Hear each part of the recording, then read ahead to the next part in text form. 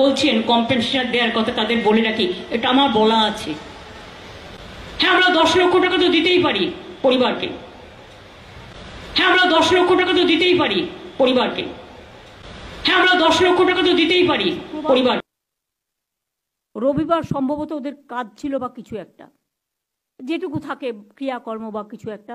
আমি ইচ্ছা করে সেদিন ডিস্টার্ব করিনি পরিবারকে। মুরলি গেছিল রিপোর্ট দিতে বিকেলে। সোমবার দিন সম্ভবত আমি তাদের বাড়িতে গিয়েছিলাম, মোস্ট প্রবলি সোমবার, মঙ্গলবারও হতে পারে, বাট আমার মনে হচ্ছে সোমবার। সোমবার দিন গিয়ে আমি ডিটেলস তাদের জানাই, বাবা মাকে, সাথে আমার সিপিকেও নিয়ে যাই, এবং আমি তাদের কি কি অভিযোগ আছে সবটা সিপিকে রেকর্ড করতে বলি।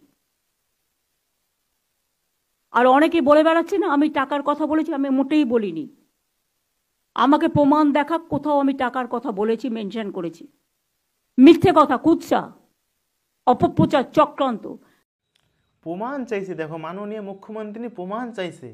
বাহ বাহ বাহ, প্রমাণ চাইছে মাননীয়। আমি কাকে মাননীয় বলছি?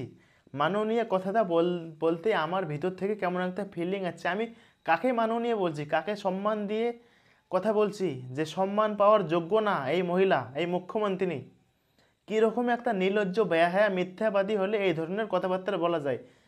এই ভিডিওটা কিংবা আগের ভিডিওটা কিংবা পরের ভিডিওটা কোনো যদি এক মূর্খ গান্ধকেও যদি দেখানো যায়, সেও বিচার করতে পারবে যে কে সত্য কথা বলছে আর কে মিথ্যে কথা বলছে। আপনি 10 লাখ টাকার অফার করেননি, এই ভিডিওটা আচ্ছা কে বানিয়েছে? এটা কি এআই দিয়ে তৈরি করা হয়েছে? এআই দিয়ে কি তৈরি করা হয়েছে? না আপনার ভিডিওটা কেউ এডিটিং করে কেউ চালিয়েছে? এই ভিডিওটা তো আপনার ফেসবুক পেজ থেকে আপলোড করা হয়েছে, অনেক সাংবাদিক কিংবা অনেক নিউজ চ্যানেল থেকেও এই ভিডিওটা প্রচার করা হয়েছিল। আর আজকে কিভাবে আপনি বলতে পারলেন যে আমি টাকার কথা বলিনি, টাকার কোনো প্রশ্নই হতে নেই? আপনি তো বলেছেন যে আমরা তো 10 লাখ টাকা আচ্ছা দিতেই পারি, 10 লাখ টাকার কথা আপনি বলেননি। আবার আর কত এই পশ্চিমবঙ্গের মানুষকে বোকা বানাবেন আপনি? আপনি যদি এখনও যদি বাঁচতে চান আপনার পথ ত্যাগ করো, নাহলে আপনি পালিয়ে তাল পাবেন না। কোথায় পালাবেন আপনি? 1 মাস হয়ে গেল এখনো পর্যন্ত বিচার পেল না মেধা তিলোত্তমা, এখনো পর্যন্ত বিচার পেল না। সুপ্রিম কোর্ট, একটা হিন্দিতে একটা ডায়লগ আছে না সানি দেওয়ালের, যে তারিখ পর তারিখ পর তারিখ, ইনসাফ নেই মিলা জনাব হামকো, ইনসাফ নেই মিলা, তারিখ পর তারিখ এইভাবে ঘুরতে আসে সুপ্রিম কোর্টের রায়। কপিল সিম্বলের মতন বড় উকিলকে লাগিয়েছেন। ও কপিল সিম্বল কার হয়ে লড়ছে? কাকে বাঁচানোর চাইছে কপিল সিম্বল?